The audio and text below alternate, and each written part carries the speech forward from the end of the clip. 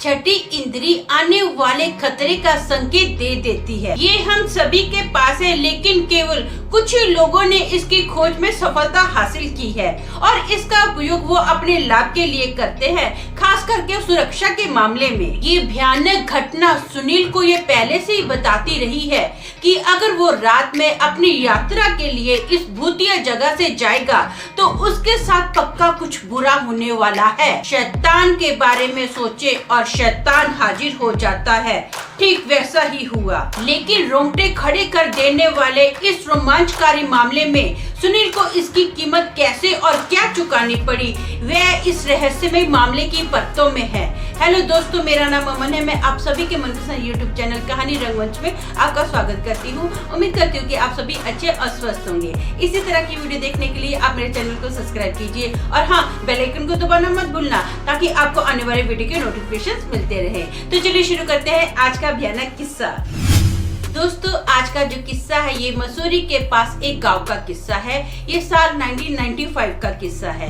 सुनील नाम का एक व्यक्ति अपने एक दोस्त की शादी में जाता है। सुनील जो है ना वो पेशे से व्यापारी है, काफी अमीर बंदा है, इसके पास खुद की गाड़ी है। ये शादी में ना गाड़ी लेकर जाता है, दोस्त की शादी में जाता है, लेकिन आगे जो बारात है ना वो किसी दूसरे गाँव में जाने वाली थी।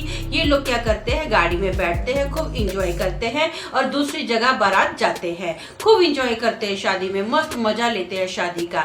अब रात का वक्त होता है तो सुनील अपने घर के आने के लिए सोचता है। सुनील के जो दोस्त होते हैं ना वो इसको एडवाइस करते हैं कि यार ऐसा कर, तू ना अपनी गाड़ी में तो जा ही रहा है, लेकिन जिस रास्ते से तू आया है अब उस रास्ते से मत जाना, तू ना कद्दूखाल गनोल्टी से होकर जाना। ये जो रास्ता है ना सीधा शहर की ओर जाता है, ये बहुत ही फेमस जगह है। अब सुनील अपने दोस्तों की बात पर भरोसा कर लेता है। ये सोचता है कि ये लोग तो अक्सर इधर से आते जाते हैं, हर एक जगह से अच्छे से वाकिफ है, तो ऐसा करता मैं इनकी बात मान लेता हूँ। फिर सुनील के मन में ये भी विचार आता है कि यार बेटर है जिस रास्ते से मैं आया हूँ उसी रास्ते से वापस चला जाता हूँ, क्योंकि ये पूरा रास्ता मैंने अपनी आंखों से देखा हुआ है। ये तो अनजान रास्ते के बारे में बोलते हैं, लेकिन वो सोचता है कि चलो ऐसा करता हूँ, दोस्त जिस रास्ते के बारे में बोलते हैं ना उस रास्ते से जाता हूँ, फटाफट अपना शहर पहुंच जाऊंगा। मैं जिस रास्ते से आया था वो रास्ता तो भी बहुत लंबा है, तो वो दोस्तों के कहने के मुताबिक ना उस रास्ते से आ रहा होता है। आते आते सुनील अपने चारों ओर देखता है तो वो पाता है कि चारों ओर जंगल ही जंगल है, घोर घने जंगल है।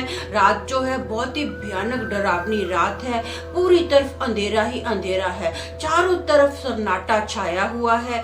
इक्का दुक्का लोगों के घर हैं, वो भी जो घर है बंद पड़े हैं। सब लोग रात का वक्त है अपने अपने घरों के अंदर है। एक भी बंदा इसको रोड पर चलता हुआ नजर नहीं आता है। इसको बहुत घबराहट होती है। फर्स्ट टाइम सुनील रात के वक्त ना अकेले ट्रेवलिंग कर रहा होता है। इसको बड़ी टेंशन आ जाती है कि यार ये कहाँ फंस गया हूँ, बड़े कमीने दोस्त हैं, बड़ा गंदा रास्ता उन लोगों ने मुझे बता दिया है। अब ये सारी बातें सोच रहा होता है, साथ ही साथ में ये मन में सोचता है कि यार इतना कच्चा रास्ता है, इतना गंदा रास्ता है, अगर मेरी गाड़ी का टायर पंचर हो गया ना तो मैं क्या करूँगा, किससे हेल्प मांगूंगा। यहाँ पर तो आसपास कोई मदद करने वाला है भी नहीं है और यहाँ पर तो दुनिया भर के डेंजर जंगली जानवर भरे हुए हैं, कोई भी जानवर आके मुझे खा सकता है। दोस्तों 1995 की जब मैं बात कर रही हूँ ना, उस वक्त इस जगह पर बहुत ही ज्यादा खतरनाक जंगली जानवर थे।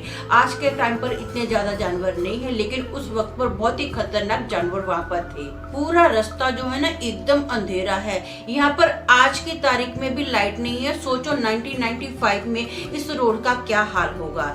इस रोड पर ना एक होटल था, गनोल्टी ब्रिज करके एक होटल था। वो जो होटल था ना वो भी बंद था। आज की तारीख में भी ये होटल ऐसे ही बंद पड़ा है। ये बड़ी टेंशन में आ जाता है, यार क्या करूं, किधर जाऊं। इसको बहुत घबराहट हो रही है। टेंशन के मारे अब ये गाड़ी चला रहा होता है ना, तो इसकी गाड़ी ना जब आड़े टेढ़े मोड़ आते हैं ना तो कई बार पलटते पलटते भी बची।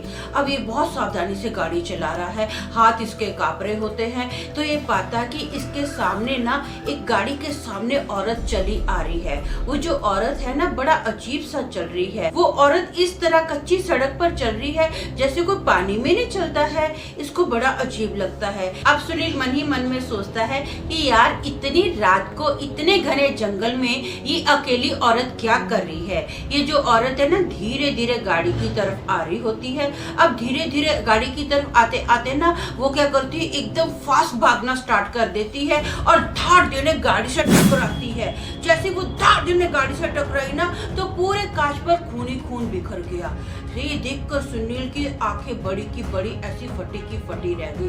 वो हक्का बक्का हो गया कि ये क्या हो गया मेरे से। वो फट से अपनी गाड़ी से उतरता है। उसको ऐसा लगा कि ये जो औरत है ना मेरी गाड़ी से टकराई है, जिसकी वजह से ये बहुत घायल है। फटाफट सुनील इस औरत को बचाने के लिए भागता है। वो इधर उधर देखता है तो उसको ना वो औरत कहीं नजर नहीं आती है। सुनील को बहुत ज्यादा टेंशन हो जाती है कि यार ये औरत कहाँ गई, इसको बहुत मेरी मदद की जरूरत है, मुझे इसको औरत को बचाना पड़ेगा, किधर है। सुनील ना काफी इधर उधर जाता है, दूर दूर तक जाता है, इस औरत को ढूंढता है, लेकिन वो औरत इसको कहीं नजर नहीं आती है। सुनील क्या करता है, गाड़ी के नीचे भी इसकी तलाश करता है कि कहीं ये औरत मेरी गाड़ी के नीचे तो नहीं पड़ी है जख्मी होकर, लेकिन गाड़ी के नीचे भी कोई नहीं होता। अब सुनील को बहुत ज्यादा टेंशन हो जाती है। वो गाड़ी के अंदर आता है और बैठता है।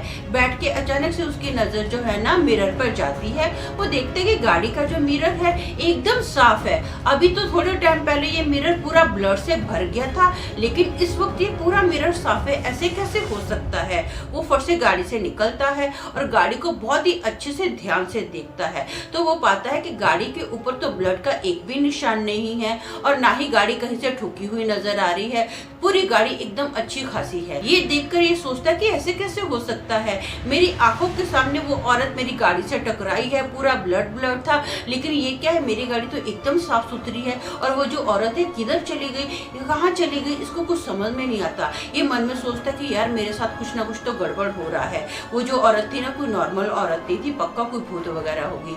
अब भूत का नाम जैसे इसके दिमाग में आता है ना तो इसके दिमाग में तो बाप रे बाप पूरी हलचल मच जाती है। इससे तो गाड़ी चली नहीं रही है। ये कांपते हुए हाथों से बहुत मुश्किल से गाड़ी चला रहा है। ये कोशिश करता है कि मेरे से कोई एक्सीडेंट ना हो जाए। बहुत संभल के ये पूरे होशो हवाश में ना अपनी गाड़ी चला रहा होता है तो ये पाता है कि वो जो औरत है ना थोड़ी ही दूरी पर आगे एक ब्रिज के पास खड़ी है। अब सुनील उस औरत को देख के बहुत ज्यादा घबरा जाता है। ये वो उस औरत को ध्यान से देखता है। उस औरत के चेहरे पर एक भी चोट का निशान नहीं होता, एकदम उसकी जो साड़ी है नॉर्मल वैसी साफ सुथरी होती है। ये देखकर सुनील बहुत ज्यादा घबरा जाता है और वो अपनी गाड़ी फास्ट करता है और इस औरत के पास से ना वो धाड़ देने अपनी गाड़ी निकाल लेता है। अब वो रियर व्यू से देखता है, वो जो औरत है ना पीछे से इसको घूर के देख रही है। सुनील को और ज्यादा टेंशन आ जाती है। वो क्या करता है, फटाफट और ज्यादा गाड़ी अपनी फास्ट कर लेता है। उसको ऐसा होता है कि मुझे बस यहाँ पर अपनी जान बचानी है। अब क्या करूँ, मुझे यहाँ से गाड़ी फास्ट निकालनी ही पड़ेगी क्योंकि यहाँ पर मेरे जितने भी दोस्त है सबकी दुकानें तो बंद हो चुकी है। अब मैं किसके घर पर जाऊँ, किसकी मदद लूँ। ऐसा कोई भी ऐसा व्यक्ति नहीं है जो मेरी मदद कर पाएगा। मुझे फटाफट बस अपना शहर पहुंचना है। ये सारी बातें अभी उसके दिमाग में फिर से चल रही होती है ना तो वो पाता कि वो जो औरत है ना साइड पर खड़ी है और अपना हाथ हिला रही है, मतलब वो लिफ्ट मांग रही है। वो गाड़ी को रोकने की कोशिश करती है। सुनील डिसाइड कर लेता कि अब कुछ भी हो जाए फाइनली मुझे अपनी गाड़ी यहाँ पर नहीं रोकनी है। वो अपनी गाड़ी की स्पीड और ज्यादा बढ़ाता है और वहां से दौड़ देने निकल जाता है। इतने में वो पीछे से फिर से रियर व्यू में देखता है, वो जो औरत है ना अब की बार जोर जोर से हंसना स्टार्ट कर देती है। ऐसे जोर जोर से हंस रही है और चीखें भी मार रही है। पूरा जो माहौल है ना इतना डरावना है, कभी वो चीख मार रही है, कभी वो हंस रही है। अभी सुनील को कुछ समझ में नहीं आ रहा है। इसको ऐसा कि यार मुझे शहर पहुंच जाऊं, किसी भी तरीके से शहर पहुंच जाऊं। ये ना कंटिन्यू गाड़ी में बैठा प्रार्थना कर रहा होता है।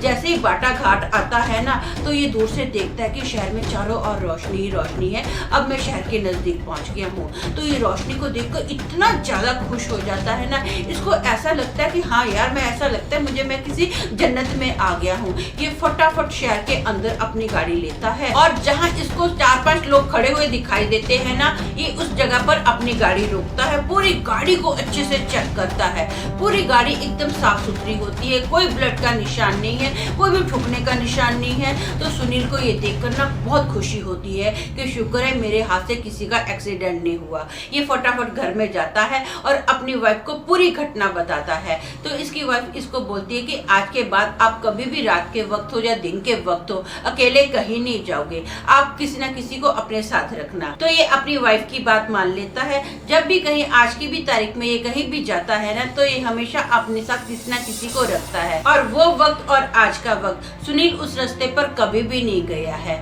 ये भगवान का बहुत शुक्र मनाता है कि मेरी जान बच गई। तो दोस्तों मेरा मानना ये है कि मन की बात सुनना एक कला है और मन का बुद्धि से मेल एक अद्भुत शक्ति को पैदा करता है, पर इसमें भी मिथ्या और सत्य का अंतर है जिसमें फर्क करना आसान नहीं।